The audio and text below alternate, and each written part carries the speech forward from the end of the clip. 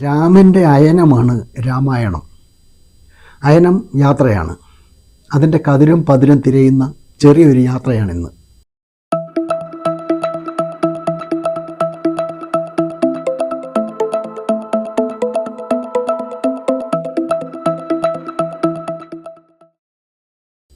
വാൽമീകി രാമായണത്തിനു മുന്നേ തന്നെ രാമകഥയെ അടിസ്ഥാനമാക്കിയുള്ള ആഖ്യാനങ്ങൾ പല പ്രദേശങ്ങളിലും പ്രചാരത്തിലുണ്ടായിരുന്നതായിട്ടാണ് ചരിത്രം പറയുന്നത്. ചില ചരിത്രകാരന്മാരുടെ അഭിപ്രായ പ്രകാരം കോസലദേശത്തെ നാടോടിപ്പാട്ടുകളാണ് രാമൻ്റെ കഥ. ആ ആഖ്യാനങ്ങൾ ലഭ്യമല്ലാത്തതിനാലാണ് വാൽമീകി രാമായണം രാമകഥയുടെ ഏറ്റവും പ്രാചീനമായ രൂപമായി തീർന്നത്. വാൽമീകി അവ ശേഖരിക്കുകയും മെച്ചപ്പെടുത്തുകയും ഒന്നിച്ചൊരു കാവ്യമാക്കുകയും ചെയ്തിരിക്കാനാണ് സാധ്യതയെന്നും അവർ കരുതുന്നു. ഹൈന്ദവർക്കിടയിൽ തന്നെ ചെറിയ കഥാവ്യതിയാനങ്ങളോടെ രാമായണത്തിൻ്റെ ഏകദേശം 300 വകഭേദങ്ങളോളം നിലവിലുണ്ട്. ബുദ്ധ, സിഖ്, ജൈന വകഭേദങ്ങൾ ഇതിനു പുറമേയും വരും. ബൗദ്ധർക്കും ജൈനർക്കും മുസ്ലിങ്ങൾക്കും ഹിന്ദുക്കൾക്കും രാമായണമുണ്ട്. ഓരോന്നിലും കഥയും കഥാപാത്രങ്ങളും വളരെ വ്യത്യസ്തമാണ്. രാവണൻ നായകനായി വരുന്നതും രാമന് അനേകം ഭാര്യമാരുണ്ടെന്ന് പറയുന്നതും രാമനും സീതയും സഹോദരന്മാരായി ചിത്രീകരിക്കപ്പെട്ടതും രാമരാവണ യുദ്ധം ഒഴിവാക്കപ്പെട്ടതുമായ രാമായണങ്ങളും ഇക്കൂട്ടത്തിലുണ്ട്. ഇങ്ങനെ ആധികാരികത അവകാശപ്പെടുന്ന ആയിരക്കണക്കിന് രാമായണങ്ങൾ ഇന്ത്യക്കകത്തും പുറത്തും ജനങ്ങൾ ജീവിതത്തിൻ്റെ ഭാഗമായി കൊണ്ടു നടക്കുന്നു. ഏഷ്യയിൽ പരസ്പരം ബന്ധപ്പെടുകയോ കൂട്ടമായി കുടിയേറ്റം നടത്തുകയോ ചെയ്ത ജനവിഭാഗങ്ങളിലാണ് രാമായണത്തിൻ്റെ വിവിധ രൂപങ്ങൾ മുഖ്യമായും നിലനിന്നു പോരുന്നത്. Cambodian, Filipino, Malaysian, Thailand, Lao, Myanmar, Indo China, Sri Lanka തുടങ്ങിയ രാജ്യങ്ങളിലും ഇന്ത്യയിലെ പല ഭാഷകളിലും രാമായണ കഥ കാവ്യത്തിൻ്റെയും നാടോടി കഥകളുടെയും രൂപത്തിൽ കാണപ്പെടുന്നുണ്ട്. 24,000 സംസ്കൃത ശ്ലോകങ്ങളുള്ള വാൽമീകി രാമായണമാണ് ഏറ്റവും പേരുകേട്ടത്. എങ്കിലും രാമകഥയുടെ ഏറ്റവും പഴയ പതിപ്പ് നാരദ മുനി എഴുതിയതെന്ന് ആരോപിക്കപ്പെട്ട സംസ്കൃതത്തിലെ മൂലരാമായണമാണ്. തമിഴ് സാഹിത്യകൃതികളായ അകനാനൂറ്, പുറനാനൂറ്, ചിലപ്പതികാരം എന്നിവ രാമനെ പരാമർശിക്കുന്നു എന്ന് മാത്രമല്ല, രാമൻ്റെ ജീവിതവുമായി വിവിധ ചുറ്റുപാടുകളെ താരതമ്യം ചെയ്യുന്നതും കാണാം. ഇന്ന് കാണുന്ന രാമായണം നിരവധി പരിവർത്തനങ്ങൾക്ക് വിധേയമായിട്ടുള്ളതാണ്. രാമനെ വെറുമൊരു സാധാരണ മനുഷ്യനായി വിവരിക്കുന്ന ആദ്യ രൂപത്തോട് വിഷ്ണുവിൻ്റെ അവതാരങ്ങളിൽ ഒന്നായി വാഴ്ത്തുന്ന തരത്തിലുള്ള ഭാഗങ്ങൾ പിന്നീട് ചേർക്കപ്പെട്ടതാണ് എന്ന വാദം ശക്തമായി നിലവിലുണ്ട്. രാമായണത്തിൽ രാമനെ ഈശ്വരനായി ഉദ്ഘോഷിക്കുന്ന സന്ദർഭങ്ങൾ കൂടുതലും കാണുന്നത് ബാലകാണ്ഡത്തിലും ഉത്തരകാണ്ഡത്തിലുമാണ്. ഈ 2 കാണ്ഡങ്ങളും രാമായണത്തോട് പിൽക്കാലത്ത് കൂട്ടിച്ചേർക്കപ്പെട്ടതാണെന്ന് പല പണ്ഡിതരും കാര്യകാരണ സഹിതം തെളിയിച്ചു കഴിഞ്ഞു. ഉത്തരകാണ്ഡത്തിൻ്റെയും ബാലകാണ്ഡത്തിൻ്റെയും രചനാശൈലി രാമായണത്തിൻ്റെ പ്രാമാണിക കാണ്ഡത്തിൽ നിന്ന് വളരെ വ്യത്യസ്തമായിരിക്കുന്നതും ഇതിനുള്ള തെളിവായി പണ്ഡിതർ എടുത്തു പറയുന്നതാണ്. അക്കാരണം കൊണ്ട് തന്നെ പല ഗ്രന്ഥകർത്താക്കളും തങ്ങളുടെ കൃതികളിൽ ഉത്തമകാണ്ഡത്തെ ഉൾക്കൊള്ളിച്ചിട്ടുമില്ല. വളരെ കാലം മുൻപേ വാമൊഴിയായി പ്രചരിച്ചിരുന്നതും BCE 3-ാം ശതകത്തിൽ എഴുതപ്പെട്ട ബൗദ്ധ കൃതിയായ ദശരഥ ജാതകത്തിലെ സ്രോതസ്സായ രാമകഥയാണ് രാമായണത്തിന് അടിസ്ഥാനം എന്നും ചില ചരിത്രകാരന്മാർ വാദിക്കുന്നു. ഡോക്ടർ വെബറുടെ അഭിപ്രായം അനുസരിച്ച് രാമകഥയുടെ മൂലരൂപം ബൗദ്ധ ദശരഥ ജാതകത്തിലുള്ളതാണ്. ആദ്യ ഭാഗങ്ങൾ ഇതിൽ നിന്നെടുത്തവയാണെങ്കിൽ സീതാപഹരണവും രാവണനുമായുള്ള യുദ്ധവും ഹോമർ വർണ്ണിച്ചിരിക്കുന്ന പാരീസിനായുള്ള ഹെലൻ്റെ അപഹരണവും ട്രോയ് നഗരാക്രമണവുമാണെന്നാണ് അദ്ദേഹം കരുതുന്നത്. ഇതനുസരിച്ച് ദശരഥ ജാതകവും ഹോമറിൻ്റെ കാവ്യവുമാണ് രാമകഥയുടെ പ്രഭവസ്ഥാനങ്ങളെന്നും ചിലർ കരുതുന്നു. രാമായണ കഥയിലൂടെയാണല്ലോ രാമനെ എല്ലാവരും അറിയുന്നത്. രാമായണ കഥയുടെ ഉൽപ്പത്തിയും വികാസ പരിണാമങ്ങളും അതുണ്ടാക്കുന്ന സാമൂഹ്യ സംഘർഷങ്ങളും ഇന്ന് ചർച്ചാ വിഷയമാക്കേണ്ടതുണ്ട്. രാമായണം പോലെ ഇത്രയേറെ പ്രചാരം നേടിയതും രൂപഭേദം വന്നതുമായ മറ്റൊരു കഥ ഉണ്ടോ എന്ന് സംശയമാണ്. ഏഷ്യയിലെ വിവിധ രാജ്യങ്ങളിൽ രാമായണം വ്യത്യസ്ത രൂപങ്ങളിൽ പ്രചരിച്ചിട്ടുണ്ട്. നാടോടി കഥകളായും ജനകീയ കലാരൂപങ്ങളായും ലിഖിത കാവ്യ നാടകങ്ങളായും ഇന്നും അത് അവിടങ്ങളിലെല്ലാം നിലനിൽക്കുന്നുണ്ട്. ജാതി മത വർഗ വർണ്ണ ദേശാതീതമാണ് ഈ പ്രചാരമെന്നതും ശ്രദ്ധേയമാണ്. രാമനെയും ലക്ഷ്മണനെയും സീതയെയും മറ്റും ഈ വിവിധ രാജ്യങ്ങളിലെ ജനങ്ങൾ തങ്ങളുടെ സ്വന്തം നാട്ടുകാരായിട്ടാണ് കാണുന്നത്. രാമകഥയുമായി ബന്ധപ്പെട്ട പല സ്ഥലങ്ങളും ഈ ഓരോ നാടുകളിലുമുണ്ട്. ഇന്ത്യയിലെ പല സംസ്ഥാനങ്ങളിലെയും പല പ്രദേശങ്ങളും രാമനോടും സീതയോടും ഹനുമാനോടും മറ്റും പേരുകൊണ്ട് ബന്ധപ്പെട്ടവയാണ്. നമ്മുടെ കേരളത്തിലും ധാരാളം ഉദാഹരണങ്ങൾ കാണാം. അയോധ്യയും ലങ്കയും മറ്റും മുമ്പ് പറഞ്ഞ പല ഏഷ്യൻ രാജ്യങ്ങളിലുമുണ്ട്. ഇന്ത്യയിൽ നാടോടി രൂപത്തിൽ പ്രചരിച്ച രാമകഥ തൻ്റെ കാവ്യത്തിന് വിഷയമാക്കുകയാണ് CE 3-ാം നൂറ്റാണ്ടിലോ 2-ാം നൂറ്റാണ്ടിലോ ജീവിച്ചു എന്ന് കരുതാവുന്ന വാൽമീകി ചെയ്തത്. CE 2-3 നൂറ്റാണ്ടുകൾ വരെ ഈ രാമായണത്തിൽ കൂട്ടിച്ചേർക്കലുകൾ നടന്നിട്ടുണ്ടെന്ന് വേണം കരുതാൻ. ചുരുക്കത്തിൽ ആദികാവ്യമെന്ന് പ്രസിദ്ധമായ സംസ്കൃതത്തിലെ വാൽമീകി രാമായണം പോലും ഒരർത്ഥത്തിൽ അനേക കർത്തൃകമാണെന്ന് കാണാം. അതിലെ നായകനായ രാമൻ ഈശ്വരനോ ഈശ്വരാവതാരമോ ആയിട്ടല്ല, വർണ്ണാശ്രമ പരിപാലകനായ രാജാവായാണ് പൊതുവിൽ ചിത്രീകരിക്കപ്പെട്ടിരിക്കുന്നത്. അത്തരം സൂചനകൾ ചുരുക്കം ചിലയിടങ്ങളിൽ ഉണ്ടായിട്ടുണ്ടെങ്കിലും അവ പിൽക്കാലത്ത് വൈഷ്ണവ മതത്തിൻ്റെ ആവിർഭാവത്തോടെ കൂട്ടിച്ചേർക്കപ്പെട്ടതാണെന്ന കാര്യത്തിൽ രാമായണ പണ്ഡിതർ ഒരേ അഭിപ്രായക്കാരാണ്. പിൽക്കാലത്ത് പല കൂട്ടിച്ചേർക്കലുകൾക്കും വിധേയമായിട്ടും വാൽമീകി രാമായണത്തിൽ നായകനായ രാമനെപ്പറ്റി ശ്രീരാമനെന്ന് ഒരിടത്ത് പോലും പരാമർശം കാണുന്നില്ലെന്നത് പ്രത്യേകം ശ്രദ്ധിക്കേണ്ടതാണ്. മനുഷ്യനായാണ് രാമനെ കവി കാണുന്നതെന്നതിന് ശക്തമായൊരു തെളിവായി ഇതിനെ ചൂണ്ടിക്കാട്ടാവുന്നതാണ്.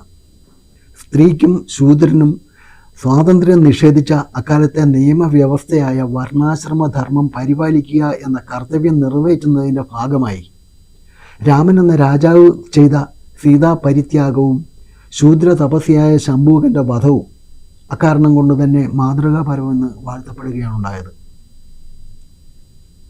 കാളിദാസൻ CE 4-ാം നൂറ്റാണ്ടിൽ എഴുതിയ രഘുവംശത്തിൽ ദിലീപൻ, രഘു, അജൻ, ദശരഥൻ, രാമൻ, കുശൻ മുതലായ സൂര്യവംശ രാജാക്കന്മാരുടെ ചരിതങ്ങളാണ് വിവരിക്കുന്നത്. രാമൻ വിഷ്ണുവിൻ്റെ അവതാരമാണ് എന്ന് അദ്ദേഹം പറയുന്നുണ്ടെങ്കിലും പക്ഷെ ക്ഷേത്രങ്ങളിൽ വിഗ്രഹമായി പ്രതിഷ്ഠിച്ച് ആരാധിക്കപ്പെടുന്ന ഒരു ഈശ്വരൻ്റെ പദവിയിലേക്ക് അപ്പോഴും രാമൻ ഉയർത്തപ്പെട്ടിരുന്നില്ല. എങ്കിൽ രാമൻ തൻ്റെ കാര്യത്തിൽ ഏറ്റവും ഉന്നതമായ സ്ഥാനം അദ്ദേഹത്തിന് നൽകുമായിരുന്നു. കാവ്യനാമം പോലും രഘുവംശം എന്നാണ്, രാമവംശം എന്നല്ല.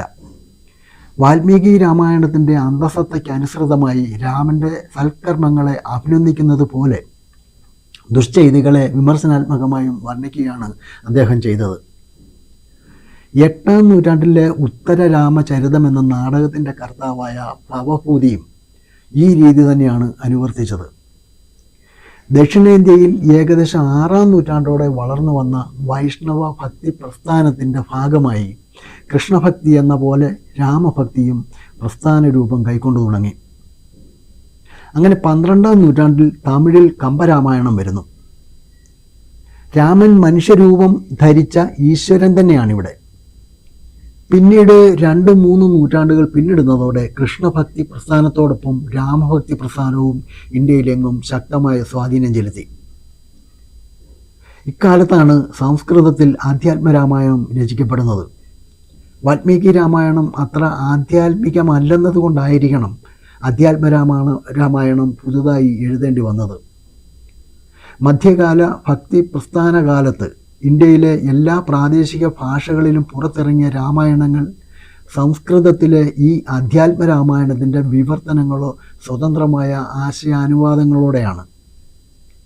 രാമചരിത മാനസം എന്ന തുളസീദാസ് രാമായണം, തുഞ്ചത്തെഴുത്തച്ഛൻ്റെ അധ്യാത്മരാമായണ കിളിപ്പാട്ട് മുതലായ ഈ ഭക്തി രാമായണങ്ങളെയാണ് രാമായണമെന്ന് പറയുമ്പോൾ ഇന്ത്യക്കാർ ഇന്ന് പൊതുവിൽ മനസ്സിലാക്കുന്നത്.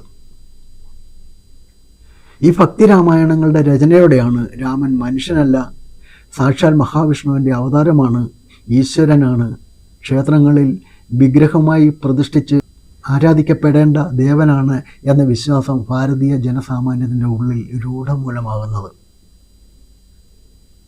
രാമക്ഷേത്രങ്ങൾ ഇന്ത്യയുടെ നാനാഭാഗങ്ങളിലും വിശേഷിച്ച് ഉത്തരേന്ത്യയിൽ വ്യാപകമായി ഉയർന്നു തുടങ്ങിയത് മുൻപ് പറഞ്ഞ പോലെ രാമഭക്തി പ്രസ്ഥാനത്തിൻ്റെ ശീതള ഛായയിലാണ്. വൃന്ദാവനത്തെ കേന്ദ്രീകരിച്ചുകൊണ്ടുള്ള കൃഷ്ണഭക്തി സാഹിത്യം എന്ന പോലെ അയോധ്യയെ കേന്ദ്രീകരിച്ചുകൊണ്ടുള്ള രാമഭക്തി സാഹിത്യത്തിന് തുളസീദാസ രാമായണമാണ് തുടക്കം കുറിച്ചത്. രാമലീല തുടങ്ങിയ ജനകീയ കലകൾക്ക് പ്രചോദനം നൽകിയതും ഇതുതന്നെ. കുത്തുപണികളിലും ശില്പങ്ങളിലും രാമകഥ വൻതോതിൽ പ്രത്യക്ഷപ്പെട്ടതും ഇക്കാലത്താണ്. എന്തുകൊണ്ടോ രാമക്ഷേത്രങ്ങൾ കൃഷ്ണക്ഷേത്രങ്ങളോളം വ്യാപകമായില്ല. വൈഷ്ണവ മതത്തിൻ്റെ മുഖ്യ ശക്തി കേന്ദ്രം കൃഷ്ണനായിരുന്നു. അതായിരിക്കണം കാരണം. എന്നാൽ മധ്യകാല ഭാരതത്തിൽ പടർന്നു പന്തലിച്ച ഭക്തി സങ്കല്പത്തിൻ്റെ ഭാഗമായി മുൻപൊരിക്കലുമില്ലാത്ത വിധം രാമഭക്തി പ്രചരിച്ചു. ഡൽഹി സുൽത്താനേറ്റിൻ്റെയും മുഗൾ സാമ്രാജ്യത്തിൻ്റെയും കാലഘട്ടത്തിൽ ഇസ്ലാം മതത്തിൻ്റെ ദൈവസങ്കല്പത്തിന് സമാന്തരമായി ഉയർത്തിപ്പിടിക്കാനുണ്ടായത് രാമരാജ്യ സങ്കല്പമായിരുന്നു. ഈ സങ്കല്പത്തെ അതിൻ്റെ അത്യുന്നതയിലേക്ക് എത്തിച്ചത് തുളസീദാസനായിരുന്നു. വർണ്ണാശ്രമധർമ്മത്തിനപ്പുറത്ത് സർവശക്തനായ ദൈവത്തിൻ്റെ മുമ്പിലുള്ള സമ്പൂർണമായ സമർപ്പണത്തിൻ്റെ സങ്കല്പമായാണ് ഭക്തിപ്രസ്ഥാനം പ്രചരിച്ചത്. നാടുവാഴിത്തത്തിൻ്റെ ആദ്യഘട്ടത്തിലുള്ള സാമൂഹ്യ ക്രമത്തിനപ്പുറം സർവശക്തരായ ചക്രവർത്തിമാരുടെയും നാടുവാഴികളുടെയും കീഴിൽ ഞെരിഞ്ഞമരുന്ന ജനവിഭാഗങ്ങളെയാണ് പുതിയ ഭക്തി സങ്കല്പം ആകർഷിച്ചത്. അധർമ്മത്തിൻ്റെ പ്രതീകമായ രാവണനെ സംഹരിച്ച് സീതയെ വീണ്ടെടുത്ത് ധർമ്മത്തെ രക്ഷിച്ച രാമൻ ജനരക്ഷകനായി ആരാധിക്കപ്പെട്ടതിൽ അത്ഭുതപ്പെടാനില്ല. രാമൻ എന്ന മിത്ത് മധ്യകാല സാമൂഹ്യ യാഥാർത്ഥ്യങ്ങളുടെ പ്രതീകമായാണ് നിലകൊണ്ടത്. ഭാരതീയ സംസ്കാരത്തിൻ്റെ വളർച്ചയിൽ രാമകഥ അനിഷേധ്യമായ പങ്കുവഹിച്ചിട്ടുണ്ട്. എങ്കിലും ഇന്ന് ചിലർ അവകാശപ്പെടുന്നത് പോലെ രാമനിലുള്ള വിശ്വാസവും ഭക്തിയും അതിൻ്റെ ശാശ്വതമായ ഘടകം ആയിരുന്നില്ല. ഇന്ത്യൻ സമൂഹത്തിൻ്റെ പരിണാമ വികാസങ്ങളുടെ വിവിധ ഘട്ടങ്ങളിൽ രാമകഥയിലും രാമായണത്തിൻ്റെ സാമൂഹ്യ പ്രസക്തിയിലും നിരന്തരമായ മാറ്റങ്ങൾ സംഭവിച്ചുകൊണ്ടിരുന്നു. ചിലർ അവകാശപ്പെടുന്നത് പോലെ വിശ്വാസത്തിൻ്റെ പ്രാബല്യം ഭാരതീയ സംസ്കാരത്തിൻ്റെ പൊതുരൂപവുമായിരുന്നില്ല. രാമഭക്തിയെ സൃഷ്ടിച്ച ഫ്യൂഡൽ സാമൂഹ്യ വ്യവസ്ഥ മാഞ്ഞു പോയിക്കൊണ്ടിരിക്കുമ്പോൾ പുതിയ സാമൂഹ്യ ക്രമവും സാമൂഹ്യ സംഘർഷങ്ങളും അരാജകത്വവും വളർന്നു വരുന്നതോടൊപ്പം പാരമ്പര്യത്തിൻ്റെയും വിശ്വാസത്തിൻ്റെയും മറവിൽ പുതിയ സംഘടിത മതരാഷ്ട്രീയം ഇന്ത്യയിൽ ശക്തി പ്രാപിച്ചു വരികയാണ്. രാമകഥയുടെ ഉൽപ്പത്തി വികാസ പരിണാമങ്ങൾ പരിശോധിക്കുമ്പോൾ ഏഷ്യയിലെമ്പാടും പ്രചരിച്ച നാടോടി കഥകളിൽ ജനകീയനായ വീരഗോത്ര നായകനായും വാൽമീകി രാമായണത്തിലും സംസ്കൃത പാരമ്പര്യത്തിലെ മറ്റ് ആദ്യകാല കാവ്യ നാടകാദികളിലും വർണ്ണാശ്രമധർമ്മ പരിപാലകനായ രാജാവായും മധ്യകാല ഭക്തിപ്രസ്ഥാന കാലത്ത് വീണ്ടും ജനകീയമായി വിപുലമായ തോതിൽ ആരാധിക്കപ്പെടുന്ന ദൈവമായും പ്രത്യക്ഷപ്പെടുന്നു രാമൻ. വിവിധ രാജ്യങ്ങളുമായും വിവിധ മതങ്ങളുമായും ബന്ധപ്പെട്ട് നിൽക്കുന്ന വ്യക്തിത്വത്തോടു കൂടിയ ഒരു സാങ്കല്പിക കഥാപാത്രമാണ് രാമൻ എന്ന് വ്യക്തമാണ്. നമ്മുടെ ഓണത്തെയും മാവേലിയെയും സംബന്ധിച്ചുള്ള ജനകീയ ഐതിഹ്യങ്ങളും ഇതുപോലെ ലോകത്തിൻ്റെ പല ഭാഗങ്ങളിലും നിലവിലുണ്ട്. ഇത്തരം കഥകൾക്കും വിശ്വാസങ്ങൾക്കും തനതായ പാരമ്പര്യം ആർക്കും അവകാശപ്പെടാൻ കഴിയില്ല. ഒരു തരത്തിലല്ലെങ്കിൽ മറ്റൊരു തരത്തിൽ അതൊക്കെ ലോകത്തിൻ്റെ ഏതെങ്കിലും മൂലയിൽ നിന്ന് മനുഷ്യൻ അക്ഷരവിദ്യ കൈവരിക്കുന്നതിനു മുൻപ് വാമൊഴിയായി പ്രചരിച്ചതാണ്. രാമായണത്തിൽ പരാമർശിക്കപ്പെടുന്ന സ്ഥലങ്ങളെക്കുറിച്ചും വസ്തുനിഷ്ഠമായ കൃത്യമായ തെളിവുകളൊന്നുമില്ല. അയോധ്യയും ലങ്കയും എവിടെയെന്ന് പോലും കൃത്യമായി നിർണ്ണയിക്കാൻ ഇതുവരെ കഴിഞ്ഞിട്ടില്ല. ചരിത്രവും വിശ്വാസവും പരസ്പരം സ്വതന്ത്രമാണ്. അവയുടെ പ്രമേയവും അന്വേഷണ രീതിയും തത്വങ്ങളും ഒക്കെ തന്നെ വ്യത്യസ്തവുമാണ്. അതുകൊണ്ട് തന്നെ പരസ്പരം കൂട്ടിച്ചേർക്കാൻ ശ്രമിക്കുന്നതിന് പകരം വ്യത്യസ്തത അംഗീകരിക്കുകയും തമ്മിൽ അകലം പാലിക്കുകയുമാണ് വേണ്ടത്. ചരിത്രകാരൻ വ്യക്തിയുടെയോ സ്ഥലത്തിൻ്റെയോ സംഭവത്തിൻ്റെയോ ചരിത്രപരതയെക്കുറിച്ച് സംസാരിക്കുമ്പോൾ തെളിവ് ആവശ്യമാണ്. ഒന്നോ നിരവധിയോ ആയ തെളിവുകൾ ഉണ്ടാകാം. അവയുടെ നിലനിൽപ്പ് തെളിയിക്കുന്ന ഈ തെളിവുകൾ കാലത്തെയും സ്ഥലത്തെയും സംബന്ധിച്ച വിവരങ്ങളുടെ അടിസ്ഥാനത്തിലുള്ളതുമായിരിക്കും. അയോധ്യയും ലങ്കയും വാൽമീകി രാമായണത്തിലെ രണ്ട് പ്രധാന സ്ഥലങ്ങളാണ്. അവ എവിടെയാണെന്നതിന് കൃത്യമായ ഉത്തരം മതപണ്ഡിതർക്കിടയിൽ ഉണ്ടാകുമായിരുന്നെങ്കിൽ അതിനൊക്കെ ഒരു വ്യക്തത വന്നേനെ. നിർഭാഗ്യവശാൽ അവരുടെ നിലപാടുകൾക്ക് പരസ്പരം ഒരുപാട് വൈരുദ്ധ്യങ്ങളുണ്ട്. ഉദാഹരണത്തിന് ലങ്ക എവിടെയാണെന്നത് സംബന്ധിച്ച് പോയ നൂറ്റാണ്ടിൽ ഇന്ത്യൻ പണ്ഡിതർ തമ്മിൽ തർക്കത്തിലായിരുന്നു. അതിപ്പോഴും കൃത്യമായി നിർണയിക്കപ്പെടാതെ അവശേഷിക്കുകയാണ്. അത് വിന്ധ്യനിൽ എവിടെയോ ആണെന്നും ചിലരത് മഹാനദിയുടെ പതന പ്രദേശത്താണെന്നുമാണ് നിർണയിച്ചത്. വർത്തമാനകാല ശ്രീലങ്കയുമായി ബന്ധപ്പെടുത്തിയുള്ള നിർണയവും തർക്കവിഷയമാണ്. മൗര്യ കാലഘട്ടത്തിലെയും മൗര്യാനന്തര കാലഘട്ടത്തിലെയും ഇന്ത്യൻ, ഗ്രീക്ക്, ലാറ്റിൻ സൂചനകൾ പ്രകാരം സിലോണിൻ്റെ ആദ്യകാല നാമം തമ്രപർണി എന്നായിരുന്നു. അശോകൻ ക്രിസ്തു കഥകൾക്ക് മുമ്പ് 3-ാം ശതകത്തിലുള്ള തൻ്റെ ഒരു ശാസനത്തിൽ തമ്രപർണി അതിർത്തിയായി സൂചിപ്പിക്കുന്നുണ്ട്. എന്നാൽ പിന്നീട് വളരെ കൂടുതലായി ഉപയോഗിച്ച പേര് സിംഹള എന്നോ സിംഹള ദ്വീപ എന്നോ ആയിരുന്നു. ഇത് കാണിക്കുന്നത് ലങ്ക എന്ന പേര് ക്രിസ്തു കഥകൾക്ക് ശേഷമുള്ള നൂറ്റാണ്ടിലാണ് സ്വീകരിച്ചത് എന്നാണ്. വാൽമീകി സിലോണാണ് ഉദ്ദേശിച്ചിരുന്നതെങ്കിൽ അദ്ദേഹത്തിൻ്റെ രചനാവേളയിൽ ഈ ദ്വീപ് അറിയപ്പെട്ടിരുന്നതുപോലെ തമ്രപർണി എന്നോ സിംഹള എന്നോ ആകേണ്ടതായിരുന്നു. ഉപയോഗിച്ച പേര് ലങ്ക എന്നാണെന്നതിനാലും അതപ്പോൾ സിലോണിൻ്റെ പേരായിരുന്നില്ല എന്നതിനാലും ഒരുപക്ഷെ അദ്ദേഹം ഉദ്ദേശിച്ച ലങ്ക മറ്റെവിടെയെങ്കിലും ആയിരിക്കാനാണ് സാധ്യത. നേരെ മറിച്ച് ഗ്രന്ഥത്തിലെ ലങ്ക സിലോണിനെയാണ് സൂചിപ്പിക്കുന്നതെങ്കിൽ വാൽമീകിയുടെ കാവ്യരചന ലങ്ക എന്നറിയപ്പെട്ടതിന് ശേഷമായിരിക്കണം നടന്നതെന്ന് വേണം കരുതാൻ. എന്നാൽ രാവണൻ ലങ്ക രാജാവായിരുന്നു എന്നതിന് അവിടുത്തെ അതിപ്രാചീനമായ ഗ്രന്ഥങ്ങളിൽ പോലും തെളിവ് ലഭിക്കുന്നില്ല. ദീപവംശവും മഹാവംശവും സിംഹള ദ്വീപിലെ അതിപ്രാചീനമായ ഗ്രന്ഥങ്ങളാണ്. ഇതിലെല്ലാം രാമകഥയുടെ സൂചനകൾ ഉണ്ടെങ്കിലും രാവണനെ പറ്റി എങ്ങും പ്രസ്താവിക്കുന്നില്ല. വ്യത്യസ്ത ആഖ്യാനങ്ങളിലെല്ലാം രാമൻ കേന്ദ്ര കഥാപാത്രമാകുന്നത് ചരിത്രപരതയ്ക്ക് തെളിവാകുന്നില്ല. ബുദ്ധ ജൈന കഥാ വ്യാഖ്യാന കാലങ്ങളാണ് വാൽമീകിയോട് ഏറ്റവും അടുത്തു നിൽക്കുന്ന 2 കാലഘട്ടങ്ങൾ. ദശരഥ ജാതക കഥയിലെ ബുദ്ധഭാഷ്യം വാൽമീകിയിൽ നിന്ന് തികച്ചും വ്യത്യസ്തമാണ്. ഇതിൽ രാമൻ വാരണാസി രാജാവിൻ്റെ മകനാണ്. ഹിമാലയത്തിലേക്കാണ് നാട് കടത്തപ്പെടുന്നത്. രാവണൻ്റെ സീതാപഹരണവും ഇതിലില്ല. ജൈന പാഠാന്തരങ്ങളിൽ ഏറ്റവും ആദ്യത്തേതാണ് പുതുവർഷത്തിന് ശേഷമുള്ള നൂറ്റാണ്ടിലേതെന്ന് കരുതുന്ന വിമലാസൂരിയുടെ പത്മചരിതം. അതിനു മുൻപത്തെ എല്ലാ പാഠഭേദങ്ങളിൽ നിന്നും വിരുദ്ധമാണത്. ഇതിൽ രാവണൻ ഒരു രാക്ഷസനായ പ്രതിപുരുഷനല്ല, ഒരു മാനവികനായ പ്രതിനായകനാണ്. ജൈനമതത്തിൻ്റെ അടിസ്ഥാന സങ്കല്പത്തിൻ്റെ ചട്ടക്കൂടിലാണ് കഥ അവതരിപ്പിക്കുന്നത്. വാൽമീകിയുടെ ഭാഷ്യത്തിൽ വിശ്വസിക്കുന്നയാൾ ഇതര ഭാഷ്യങ്ങൾ വ്യത്യസ്തങ്ങളാകയാൽ അവയെ എതിർക്കുകയോ തള്ളിക്കളയുകയോ ചെയ്തേക്കാം. എന്നാൽ ചരിത്രകാരന് വ്യത്യസ്തമായ പാഠഭേദങ്ങളുടെ അമ്പരപ്പിക്കുന്നത്ര വിപുലമായ എണ്ണത്തിലല്ല താല്പര്യം. ഇവയിൽ പ്രധാന വ്യത്യാസങ്ങൾ അവതരിപ്പിക്കപ്പെട്ടത് എന്തുകൊണ്ട് എന്നതിലാണ്. വിശ്വാസ സംഹിതകളുടെ സ്ഥാപകരായി അറിയപ്പെടുന്ന ബുദ്ധൻ, ക്രിസ്തു, മുഹമ്മദ് എന്നിവരുടെ ജീവചരിത്രത്തിൽ ഇത് സംഭവിക്കുന്നില്ല. ഇവരുടെ ചരിത്രങ്ങൾ ഏകകഥാരേഖ പാലിക്കുകയും ജീവിതത്തെക്കുറിച്ചുള്ള ആഖ്യാനങ്ങൾ അവ ദൃഢമാക്കാൻ സഹായിക്കുകയും ചെയ്യുന്നു. കേവല ആഖ്യാനങ്ങളാൽ മാത്രമല്ല, വിഭിന്നങ്ങളായ അനുബന്ധങ്ങൾ കൊണ്ടും ഉറവിടങ്ങളാലും അവയുടെ നിലനിൽപ്പ് അടയാളപ്പെടുത്തപ്പെടുന്നതാണ്. ഉദാഹരണത്തിന് ബുദ്ധൻ്റെ ചരിത്രപരത മറ്റ് കാര്യങ്ങൾക്കൊപ്പം സ്ഥാപിക്കപ്പെട്ടിട്ടുള്ളതാണ്.